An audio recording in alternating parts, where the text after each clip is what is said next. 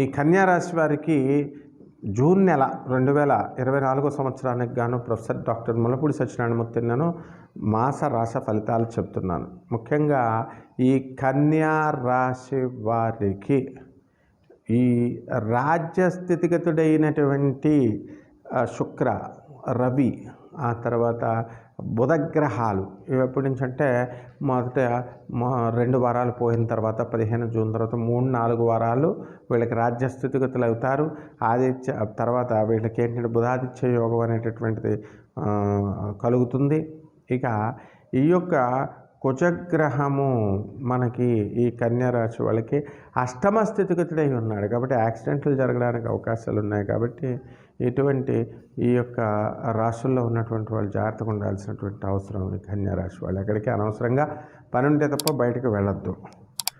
ఆ తర్వాత ఈ యొక్క ధనం లేనటువంటి వాళ్ళకు అందరూ కూడా ఏదో ఒక ప్రైవేట్ ఉద్యోగం, గవర్నమెంట్ ఉద్యోగం, ఏదో ఒకటి తమ శక్తి కొలది ఏదో ఒక ఉద్యోగం అనేటటువంటిది దొరుకుతుంది. ఇక ఇంతవరకు టెంపరీ బేస్లో పనిచేస్తున్నటువంటి వాళ్ళంతా కూడా వాళ్ళకి పర్మనెంట్ అవ్వడానికి అవకాశాలు ఉంటాయి. ఇక గవర్నమెంట్ ఉద్యోగస్తులు చేస్తున్నటువంటి వాళ్ళు ఇక్కడ టీఏలు, డిఏలు, అరియర్స్లు ఇవన్నీ కూడా వస్తాయి. మరి ప్రైవేట్ రంగంలో ఉన్నటువంటి సాఫ్ట్వేర్ ఇంజనీర్లు బయటకు దూసుకొని వెళ్ళిపోవడానికి అవకాశాలు ఉంటాయి. కాబట్టి ఎంటర్ప్రినర్స్గా వీళ్ళు మారేటటువంటి అవకాశాలు ఉన్నాయి. కాబట్టి ఈ యొక్క కన్యా రాశి వాళ్ళకి ఇంతవరకు భార్యాభర్తల మధ్య అనేకమైనటువంటి గొడవలు ఉన్నాయి. ఆ గొడవలన్నీ కూడా వాళ్ళ ఒకేసారి ఫుల్ స్టాప్ పడి మీరు కలిసిపోవడం అనేటటువంటి జరుగుతుంది. ముఖ్యంగా మీ పిల్లల స్కూల్లో చేర్పించడానికి ఇద్దరు పేరెంట్స్ అవసరమని చెప్పడం వల్ల భార్యాభర్తలు ఇద్దరు కూడా వెళ్ళి ఉండవచ్చు.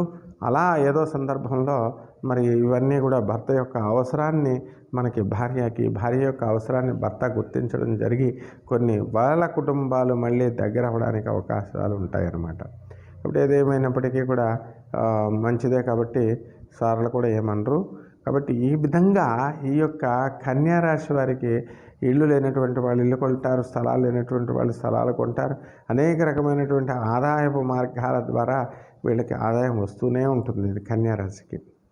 అందువలన మనం చేసుకోవాల్సినటువంటి రెమెడీస్ ఏంటంటే కన్యా రాశికి చక్కగా షష్టమ స్థితిగతుడైనటువంటి శని ఉన్నాడు. ఆ శనిగ్రహం దోషం వలన, ఆ శనిగ్రహ యొక్క ప్రభావం వలన శత్రువులంతా కూడా మీకు మిత్రులైపోవడానికి అవకాశాలు ఉంటాయి.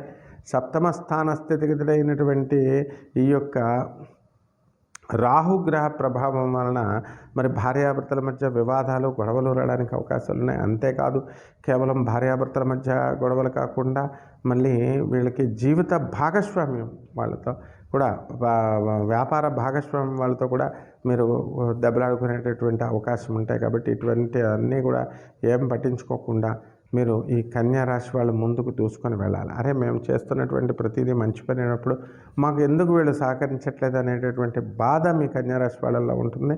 అయితే అలా బాధపడాల్సినటువంటి అవసరం లేదు. సమయం మనది కానప్పుడు కాస్త సైలెంట్గా ఉండాలన్నమాట. ఆ విధంగా రెమెడీస్ దగ్గరికి వచ్చేసరికి ఈ కన్యా రాశి వారికి మరి గురుడు మంచి భాగ్యస్థితిలోకి వెళ్ళిపోయాడు కాబట్టి ఈ యొక్క సప్తమాధిపతి అయినటువంటి రాహుగ్రహం బాగుండలేదు. కాబట్టి రాహు జపం, రాహు స్తోత్రాలు చేయండి. రాహుకి కిలోంపావు మినుముల్ని ఆవుపేట రంగు ఉన్నటువంటి వస్త్రాన్ని ఇచ్చి పేద బ్రాహ్మణులకి శనివారం నాడు ఉదయం 8 గంటలకి దానం చేయండి. ఈ విధంగా దానం చేస్తే కనుక మీకంతా కూడా బ్రహ్మాండంగా ఉంటుంది. శుభమస్తు.